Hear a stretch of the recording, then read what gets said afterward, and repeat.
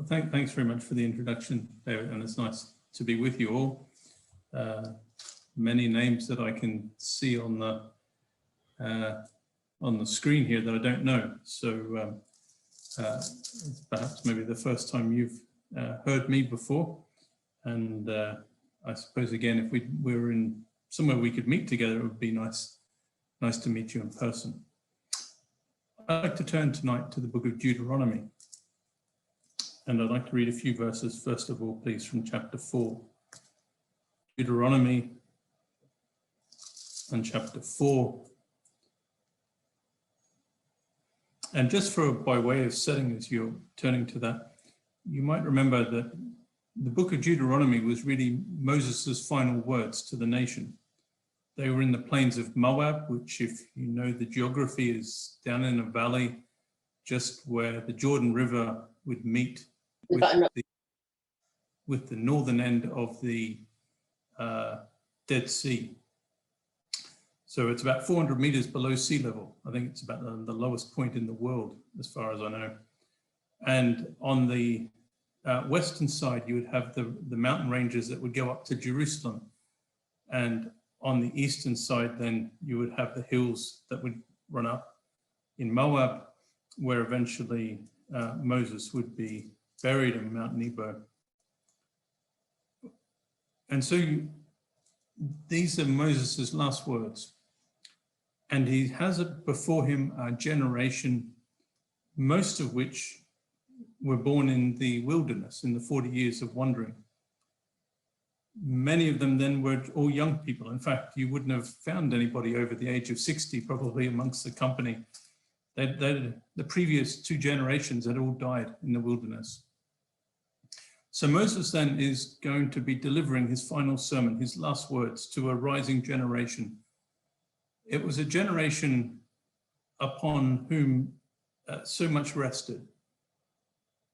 If you were just to stop to think today about the impact that this generation had and what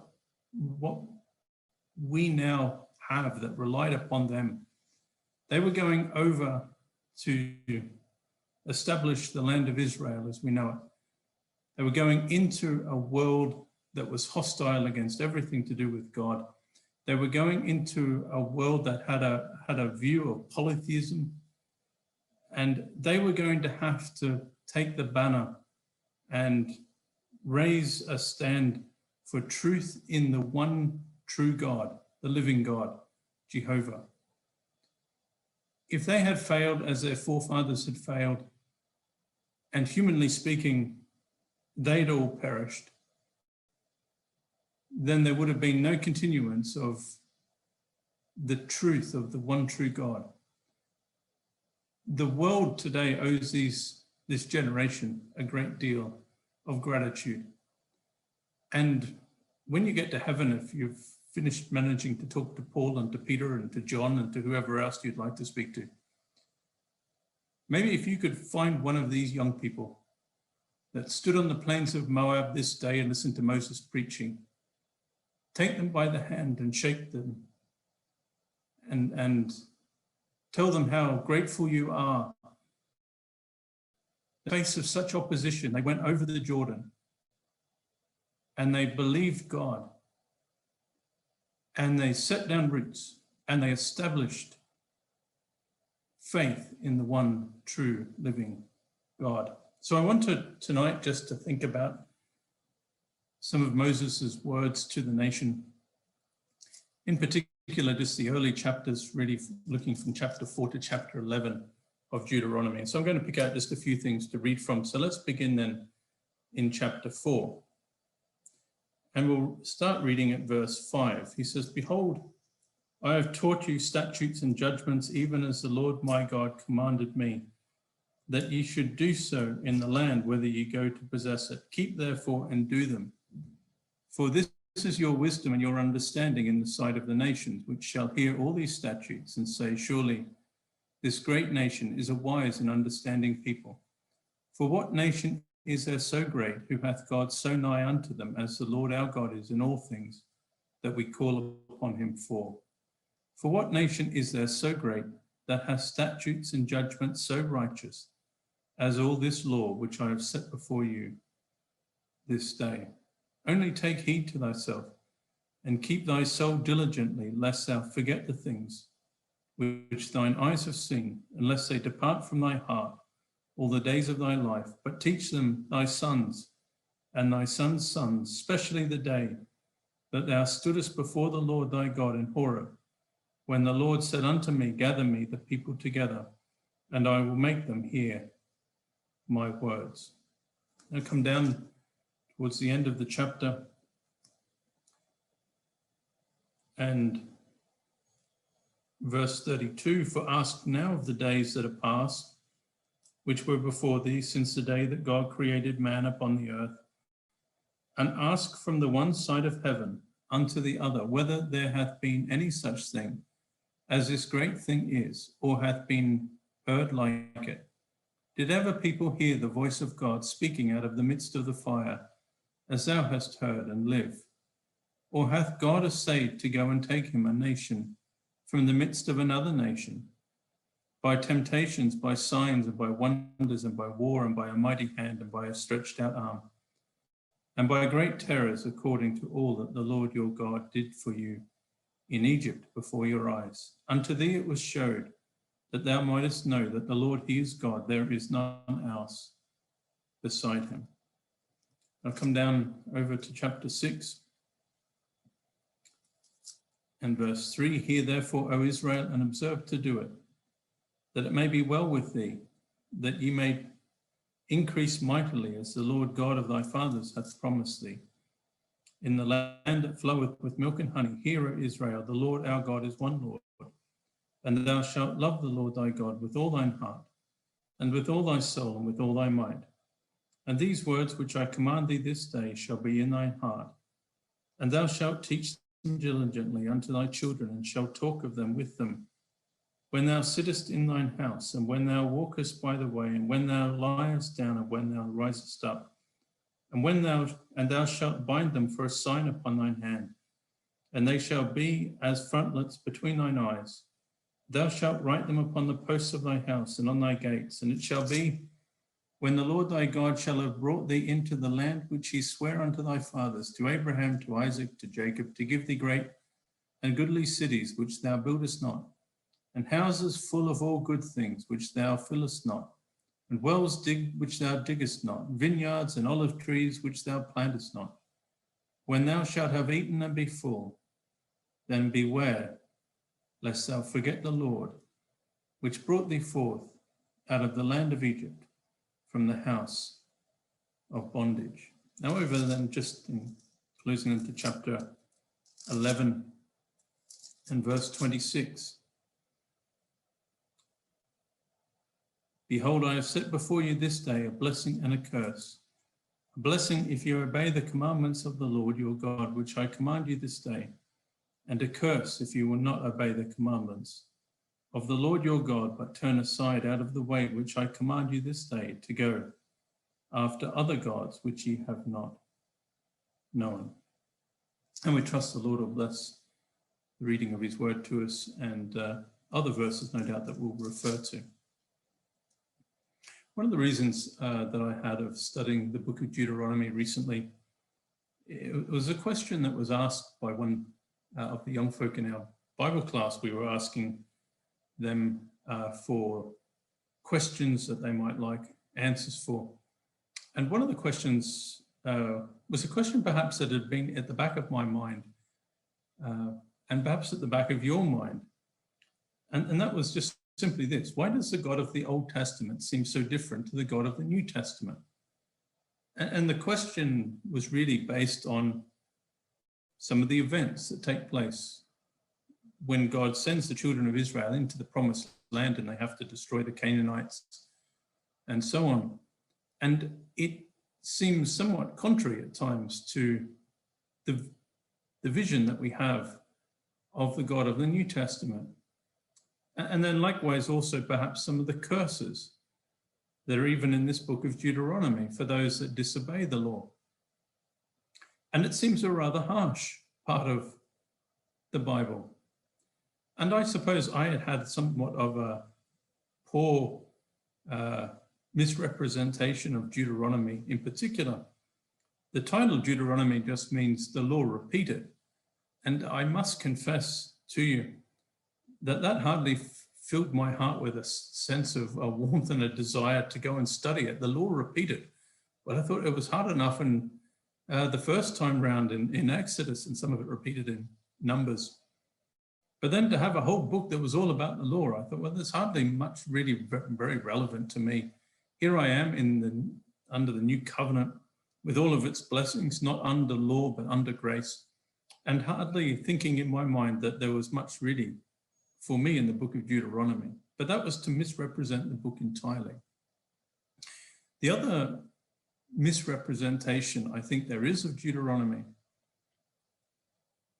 is that it is just another legal document, if you like, akin to the documents that would have circulated amongst the nations in this day. Archaeologists have found evidence of treaties that were made, sometimes when a king from another nation came and conquered a city. He would write a treaty that he would expect to be obeyed. And in that treaty, it would have a certain structure. They found some of it from the Canaanites, actually, in archaeological digs. They found evidence of these treaties, and they take a form that in some ways is quite like Deuteronomy. It begins with an introduction about who the king is and what his great exploits are. And then it sets out what his demands are. And then it tells people what blessings they'll have if they obey what he says, and what cursings they'll get, largely all cursings, of course, from most of these despotic kings. And then it would be sealed with a witness to the gods. And in some respects, there is that pattern in Deuteronomy. You have God, if you like, as the king, setting out his credentials before the people, telling them about who he is in the early chapters, reminding them of the things that he's done, setting before them his laws and statutes, telling them about the blessings for obedience and the cursings that will follow if they don't obey. And then Moses calling the nation to witness before God, that really a restatement of the covenant. But this book is not a cold, hard legal treaty between a ruler and his people. As I suggested to you at the beginning, the very background of it, given that these are Moses's last words to the nation, you'll find then that there's a warmth. This is a man who's preaching to the nation.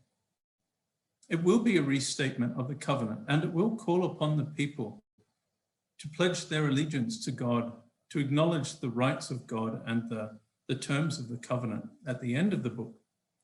But nevertheless, because Moses knew that he was going to be taken and he wouldn't be going with the people into the promised land, I suspect his heart was heavy.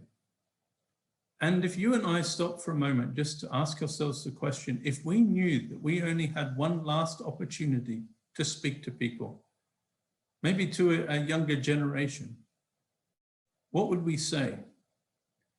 So much, as I said before, rested upon these people. What would you say to encourage them to go on for God? If you would look back, and as Moses does in chapter 1, he remembers the very first thing. He reminds them of how it was that they got to this place in the first instance. And he reminds them of the failures of the generations before them at Kadesh Barnea, when they had failed to believe God and believe the spies that had gone into the land. And so it was hardly a great beginning. So here's these young people, and all the way Moses begins, he says, now remember the failures of the past. And those failures were largely a result of unbelief. And the writer to the Hebrews in particular has this in mind when he's warning the people of his day about the great danger of unbelief. Not just occasional going astray or backsliding, but cold-hearted unbelief that characterizes somebody's life. That was what root cause of the problem was. And Moses begins by reminding the children of Israel here on the plains of Moab, look, take notice of what went wrong 40 years before. They failed to believe God. They had all the evidence before them. And despite all the evidence, they turned their back on the revelation of God. They'd had God with them. They had seen the miracles of God. They had Moses and Aaron. They had Joshua and Caleb, all pleading with the people. And yet, despite all of that, they turned their back on the evidence, and God judged them. In chapter 2 and 3, he reminds them of some of the victories that they had just in the last 12 to 18 months or so of their journey. As they made their way after 38 or so years in the wilderness, God brought them through and past various lands. And in that, towards the end, he actually gave them some military victories. You'll read about Og and so on. And on the east side of the Jordan, where they were in the plains of Moab, God had already given them, if you like, a little foretaste of how things would work when they went over the Jordan. They had come across walled cities already. They had come across giants already. And the two things that their forefathers had been afraid of when they were at Kadesh Barnea, God had, in his mercy and grace, had allowed the children of Israel to have a few minor victories, if you like, before they got to this point of decision as they sat and listened to Moses. So Moses in chapter 2 and 3, he reminds them of some of their victories. And more to the point, he was reminding them that God could do it. God could overcome walled cities. And God could overcome giants. And by the way, if you were to look through those chapters, you'll find this, that God had already given some nations some land. He'd already given it to the Edomites, and he'd given it to the Ammonites and some of the other nations that had links back to Esau and to Lot. And so the children of Israel, God had given them already evidence along these last 18 months or so of their journey that God could bring them into a land. He could give them a land just as he'd already done to some nations already. He could overcome walled cities and he could overcome giants. So there they stood then. And now, if you like, when you get to chapter 4, now Moses does what I suppose all preachers do, or ought to do. And if you're now going to set before the people the great challenge and the task that lay before them, where would you begin?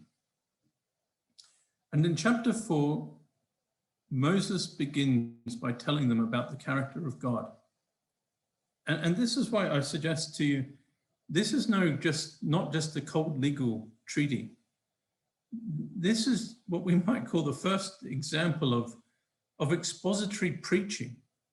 Here's a man pouring out his heart before the people, and he's going to challenge them to love the Lord their God with all their heart and mind and soul.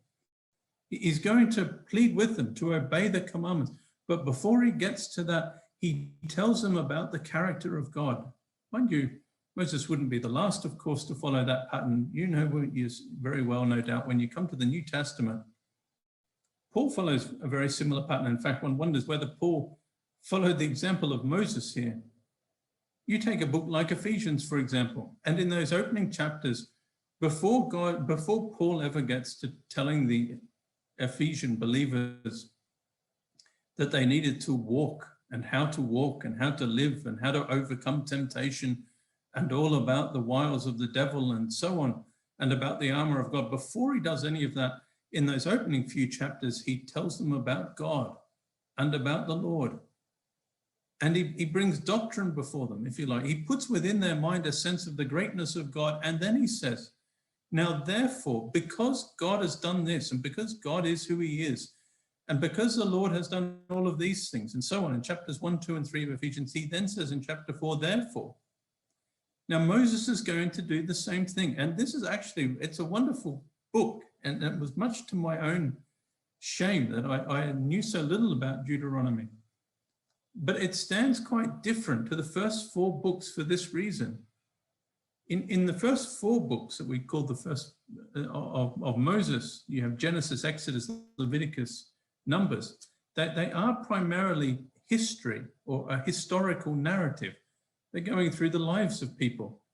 but there's not really a lot of commentary on it. The writer, if we assume it's Moses, he's just recording this happened, and then this happened to Esau and Jacob, and then Joseph, and this happened, and so on.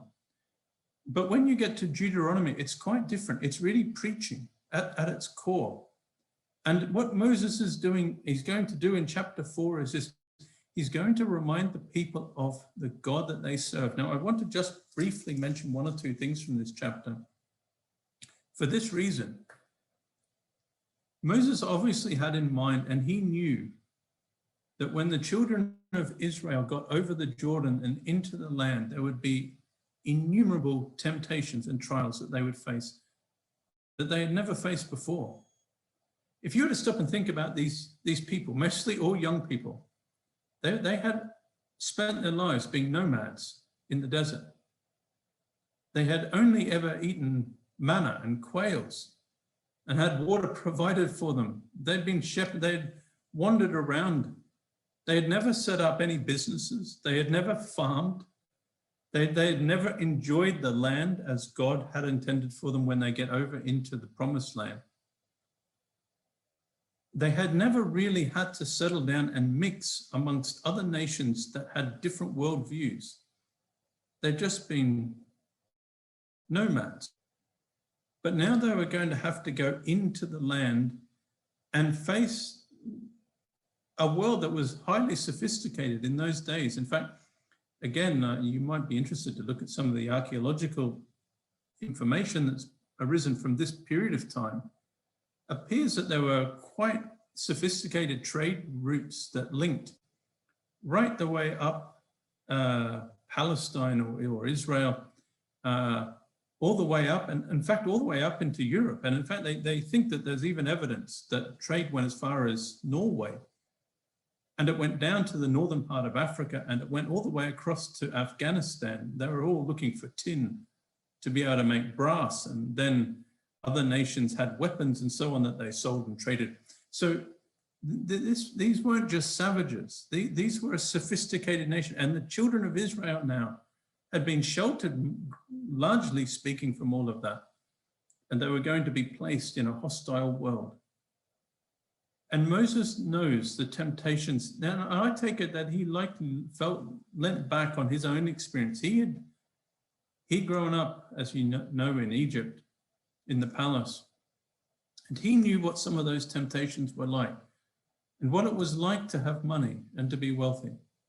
And so now he can recognize now when this generation goes into the land, they will face temptations without him there that they've never had before.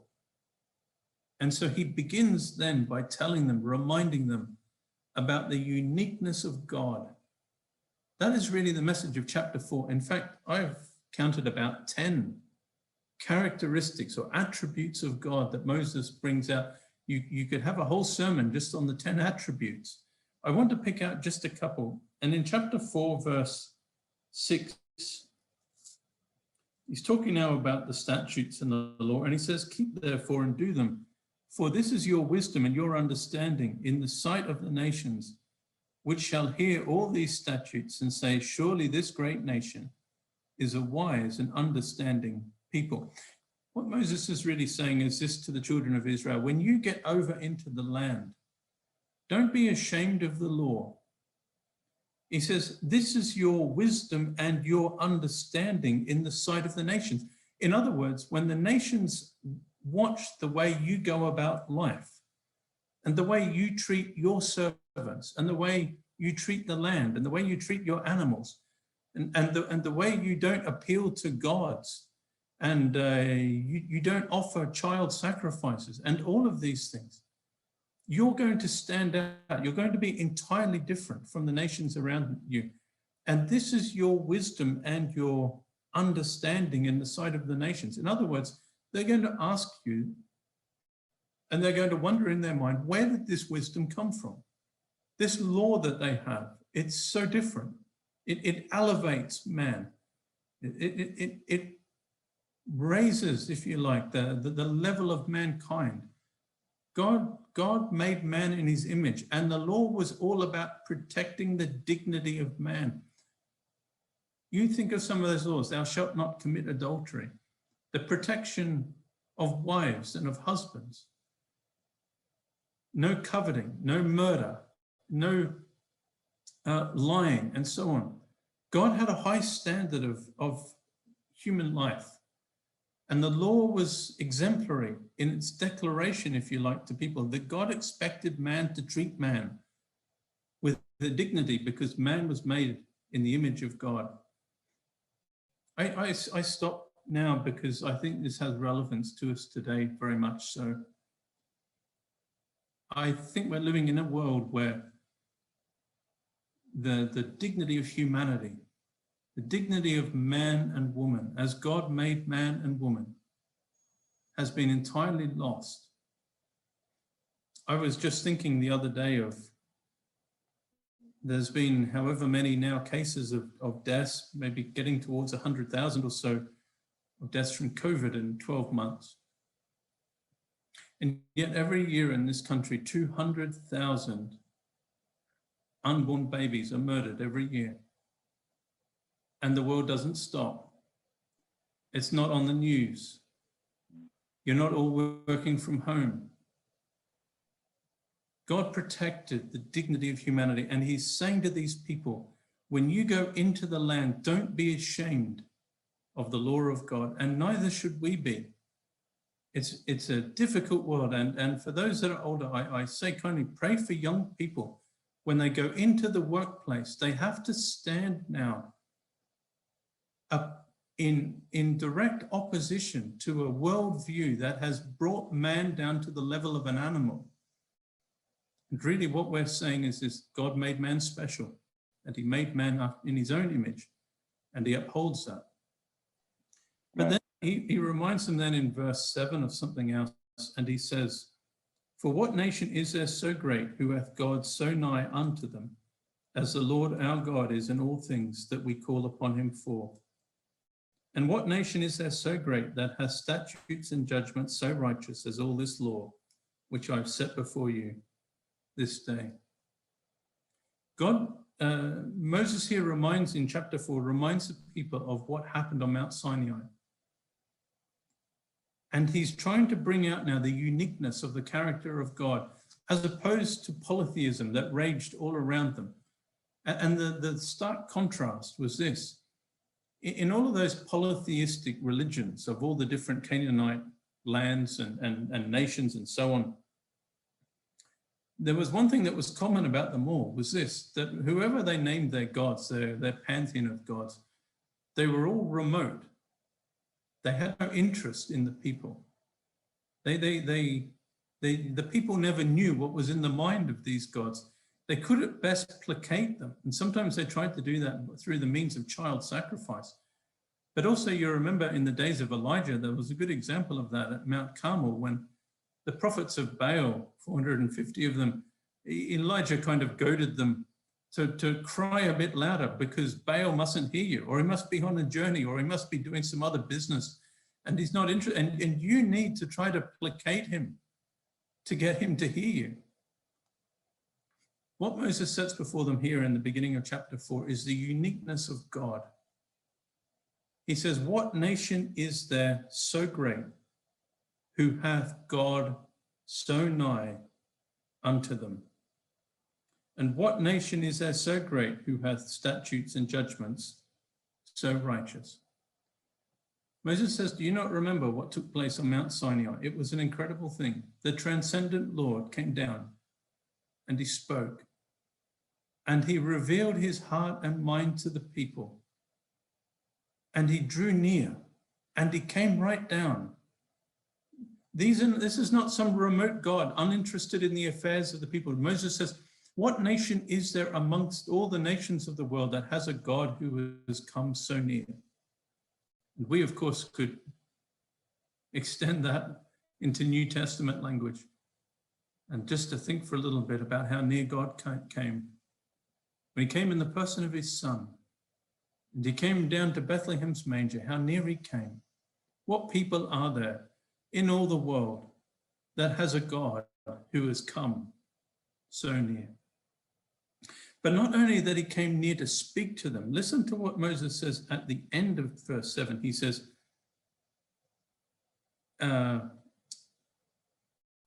hath a God, sorry, I'll quote all of verse 7. For what nation is there so great, who hath God so nigh unto them, as the Lord our God is in all things that we call upon him for? He says, not only did God speak, but God hears. And I know these are very basic things to us, but you can see what Moses is doing now. And as he goes down through the rest of this chapter, and I don't have time to go down them, you might take some time, you'll find that he talks about the judgment of God. He's going to speak about the mercy of God. He's going to speak about the jealousy of God. He's going to speak about the sovereignty of God, the love of God, and so on, about 10 of them all together. And what he's doing is he's putting right in the very forefront of the minds of these people. Before Moses leaves them, he says, I want to remind you of what God is like and his uniqueness, so that when you go over the Jordan and you go into that land, you won't forget who God is. That's really chapter 4 and 5. He reminds them of Mount Sinai. Now, I want to come just for the last 10 or 15 minutes or so, and I'm only just really pointing out a few things that if you were like me, you might have been ignorant of in Deuteronomy chapter 11, in chapters 6 through to 11. So in chapter 6 then, Moses appeals to them. In verse 4, he says, Hear, O Israel, the Lord our God is one Lord, and thou shalt love the Lord thy God with all thine heart, and with all thy soul, and with all thy might. I want to stop just to point something out here. This is another reason why this book is not just merely some cold legal treaty. You don't ever read in any of those treaties that were made between kings and their subjects anything about love. The nations that had been overtaken by the king, they weren't asked to love the king, they were just told to obey him. But you might be surprised that in Deuteronomy, you'll find, I think, the idea of love, either that God has loved us or that we ought to love him, more than a couple of dozen times in Deuteronomy. And not only that, you'll find about 40 odd mentions of the word heart. And right throughout this book, Moses' appeal is this: God doesn't want just slavish obedience for the sake of it, or just out of the fear of consequences. And this, I suggest, perhaps maybe something we had, or at least I did anyway, a wrong impression perhaps of the law. God wanted their hearts. God wanted them to obey him out of love. Now, it might have been easy at this point, then they would have said, well, sure, Moses will love the Lord our God with all our heart and with all our soul and with all our might. And Moses might have said, well, not so quick. I have a fair idea of what's going to happen when you go over into the land. And the rest of chapter 6, right through to chapter 11, he's going to give them a series of warnings about trials and temptations that they're going to face. So let's just get our bearings in. He'd spoken about the character of God in chapter 4 and 5 and God's words on Mount Sinai. The fact that God came down, the uniqueness of that event, a staggering event that drew near and spoke to them. He puts out the challenge now to them to love the Lord thy God. Now, I know this is a simple thing, but you'll notice the order of this.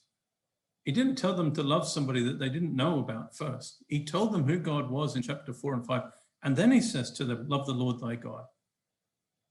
But now he's going to tell them about temptations and trials on the other side of the Jordan when they get there. And the first one is this, that they could forget God. If you look at chapter 6 and verse 12, he says, then beware. Well, why would they need to be? What's the cause of it? Look back at verse 11. He's speaking now about when God gives them the land. He says, and he gives you houses full of all good things, which thou fillest not, and wells digged, which thou diggest not, and vineyards and olive trees, which thou plantest not. When thou shalt have eaten and be full, then beware, lest thou forget the Lord, which brought thee forth out of the land of Egypt from the house of bondage. in chapter 6, he effectively says, don't forget the Lord and don't forget his law. He's told them really that the law ought to be in the forefront of their minds. In a sense of exaggeration, he tells them to bind it to their foreheads and have it on their doorposts and on the posts of the gates of the city. And it should be in their thoughts, even when they're asleep, when they get up in the morning.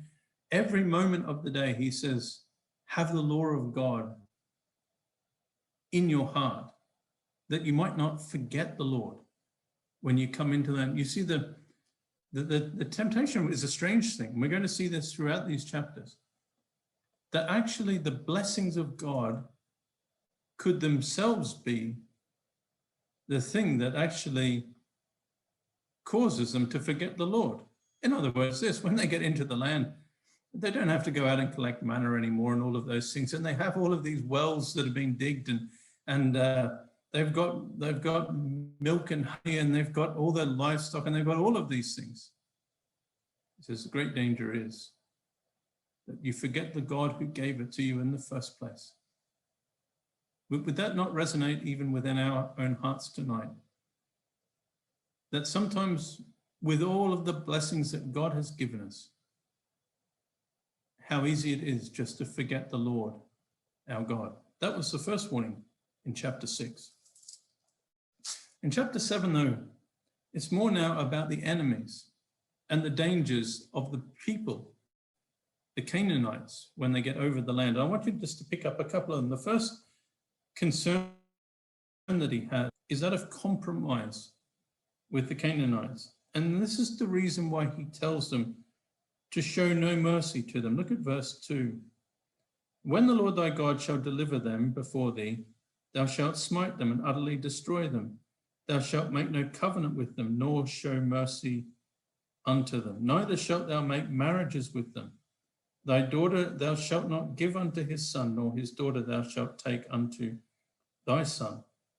For they will turn away thy son. Now this is the reason why they had to deal so harshly, if you like, with the Canaanites. Mind you, and I don't have time to go into it tonight, if you were to go back 400 years or so, back to the book of Genesis, you'll find this, that God tells Abraham that he's not going to enter the land right now. Now, there's a reason for that. And that is because the wickedness of the Ammonites wasn't full yet. In other words, God wasn't going to judge them yet. In fact, he spared them for a good 400 or so years. And these nations that dwelt in Canaan were responsible for the most hideous of sins, child sacrifice, as I've mentioned, and all of the prostitution and so on that went with all of their idol worship and polytheism and so on. And God had allowed that, if you like, the sin of those people to build and to build and to build, so that when he does now come in and judge them in the days of Joshua, God is justified in doing so. He had been long suffering for them for a good 400 or so years, from the time of Abraham until now.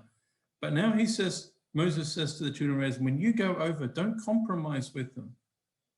Now there's a reason for that. He says, because they're going to be stronger than you, and they will lead you away, and you'll end up serving their gods. And let's just imagine, for example, how that would have happened. Would have been quite easy. Suppose, for example, you had got over into Jordan, over the Jordan and into Canaan, and you'd been farming, and if your neighbor had been a Canaanite, and you noticed that he had a better harvest than you did, you might say, well, how did that happen? But he says, look, I offered all these sacrifices to Baal last year, and he gave some wonderful rain, and my crops, they're amazing this year. You should do the same. Now, that would have been great temptations, wouldn't they? To have been lured into idolatry and their hearts to have been taken away from God. And so he says then, the first danger then was of compromise. And the reason why God goes on to explain to them through Moses.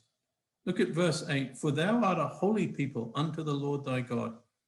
For the Lord thy God hath chosen thee to be a special people unto himself, above all people that are upon the face of the earth. The Lord did not set his love upon you, nor choose you, because you were more in number than any people, for ye were the fewest of all people, but because the Lord loved you, and because he would keep the oath which he had sworn unto your fathers, hath the Lord brought you out with a mighty hand, and redeemed you out of the house of bondmen, from the hand of Pharaoh, king of Egypt. So in other words, what Moses does, he says this, look, you have to be separate because God brought you out and he brought you to himself, and he's given you a special position as priests and as a kingdom of priests. As really Moses is looking back to what God had told Moses to tell the people in Exodus 19. And God has brought them to himself, and he wanted their 100% love and affection. He says you cannot compromise with the Canaanites. But the second half of chapter 7, he's concerned about that they'll be afraid of them. They'll be bigger than them, and they'll be more in number. And when they got over the river, they found that. At times they had walled cities, and they had giants, and they had all the things. But God reminds them at the end of chapter 7, you don't need to fear the enemy. I will drive them out, and I'll explain to you how I'll do it. And little by little, I'll drive the nations out. So then we've seen two fears already. The first in chapter 6, Moses recognized the fear or the problem of forgetting the Lord.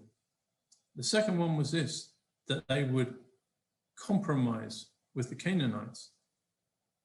And now in chapter 8, I want to just point out to you that they could forget the ways of God. And the danger here is that they would become independent of God. Notice what he says in chapter 8. Verse 2, thou shalt remember all the way which the Lord thy God led thee these 40 years in the wilderness, to humble thee, to prove thee, to know what was in thine heart, whether thou wouldest keep his commandments, or so he humbled thee, and suffered thee to hunger, and fed thee with manna, which thou knewest not, neither did thy fathers know, that he might make thee know that man doth not live by bread alone, but by every word that proceedeth out of the mouth of the Lord doth man live. You see, when God brought the children of Israel out of Egypt, as you know, he allowed them to hunger and to thirst very early on. It might seem a strange thing, but Moses is explaining this. There was a way that God went about this. He was trying to show you that man doth not live by bread alone. In other words, life isn't all about bread, and life isn't all about wages, or life isn't all about things. But he says that thou might know that man doth not live by bread only, but by every word that proceedeth out of the mouth of the Lord doth man live. In other words, they were learning a very simple lesson, that God wanted them to depend upon him. Now, the danger then is this, that in doing that, for 40 years, every day they had been dependent upon God, hadn't they? I used to have this idea in my mind that maybe when I was a young child, that perhaps they just opened the tent door in the morning and they could open their mouth and just rain down manna. But it wasn't like that. It was small, and they had to go out and they had to bend down and they had to work at it to collect it. And they could only get just enough for the day, except before the Sabbath, and they could get 2 lots. But it was that daily dependence upon God for food. God had trained them. Now, the danger was that when they came into the land, they would forget that. And notice when they come in, he says, you could have all these brooks. Look at verse 7. For the Lord thy God bringeth thee into a good land, a land of brooks of water, of fountains and depths and springs of valleys and hills, a land of wheat and barley and vines and fig trees and pomegranates, a land of oil, olive and honey, a land wherein thou shalt eat bread without scarceness. Thou shalt not lack anything in it, a land whose stones are iron, and out of whose hills thou mayest dig brass. Then he goes on to say, and look at verse 15, he asks them a question then, just in case they ever get the idea that they don't need God anymore. They've got all the resources in Canaan. He says in verse 15, who led you through that great and terrible wilderness, wherein there were fiery serpents and scorpions and drought, where there was no water? Who brought thee forth water out of the rock of flint? Who fed thee in the wilderness with manna, which thy fathers knew not, that he might humble thee, and that he might prove thee, to do thee good at thy latter end? And thou say in thine heart, my power and the might of my hand hath gotten me this wealth. But thou shalt remember the Lord thy God, the danger of independence, of self-dependence. I suppose we look back, and you will remember far better than me. I remember listening to people perhaps that had lived in times just after the war. And I even remember my dad telling the story, because his father had died when my dad was just a few years old, and his mother had very little just after the war, and she had to work to support them. And he remembered times when there was just a loaf of bread and jam. That was all they had. Just enough to feed the family, a couple of boys and a mother. But when I spoke to my grandma, she had known the reality of daily dependence upon God. And it's a strange thing, isn't it, that Moses could see the dangers, that all the blessings that God would give them when they went into Canaan, and they weren't sinful at all. God was giving them to his people. But the great danger was that they would think that they could live without God. In chapter 9 now, just to close, there was perhaps the worst danger of all, was the danger of self-righteousness. Moses says in chapter 9, in verse 4, speak not thou in thine heart, after that the Lord thy God hath cast them out. He's speaking about the Canaanites. From before thee, saying, for my righteousness the Lord hath brought me in to possess this land. But for the wickedness of these nations the Lord doth drive them out from before thee, not for thy righteousness, or for the uprightness of thine heart dost thou go to possess their land. But for the wickedness of these nations the Lord thy God doth drive them out from before thee, that he may perform the word which the Lord sware unto thy fathers Abraham, Isaac, and Jacob. Understand therefore that the Lord thy God giveth thee not this good land to possess it for thy righteousness, for thou art a stiff-necked people. The danger of self-righteousness. He says, now when you get into the land and God drives out all the nations from before you, don't think it's because you're more righteous than they are. And Moses reminds them that you're a stiff-necked people. Don't forget who you are. And in chapter 9 and 10, with this I close, he reminds them of what happened at Mount Sinai. And he reminds them of the law that was broken and the golden calf. And he says, now you remember that I had to go back into the presence of God. The children of Israel knew nothing about it. And for 40 days and 40 nights I prayed that God wouldn't destroy you. Don't you ever think that you're more righteous than the nations around you. You're no better than they are, but it was God's mercy. And it was my intercessory prayer that has you today about to go in to enjoy your possessions. Now, I'm sure I probably hardly need to raise any note of warning to you tonight, but it can affect all of our hearts, can it? A sense of self-righteousness. But unless that ever comes into our hearts, ask yourself the question,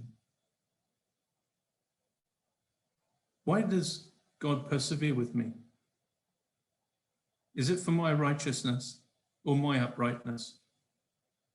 Or is it because there's a man who's gone into the presence of God and upholds my name and intercedes on my behalf? And it's only because of him that I'll ever enjoy the blessings of God forever. Now I trust that perhaps just this little overview of these first few chapters of Deuteronomy might give you an interest and dispel any myths, if you had any like me, about what this book is about. It's an appeal from this man, Moses, really an appeal from the heart of God himself to a nation who faced the greatest decision that they would ever face, whether to go in and to enjoy the land. May the Lord bless his word. Shall we pray?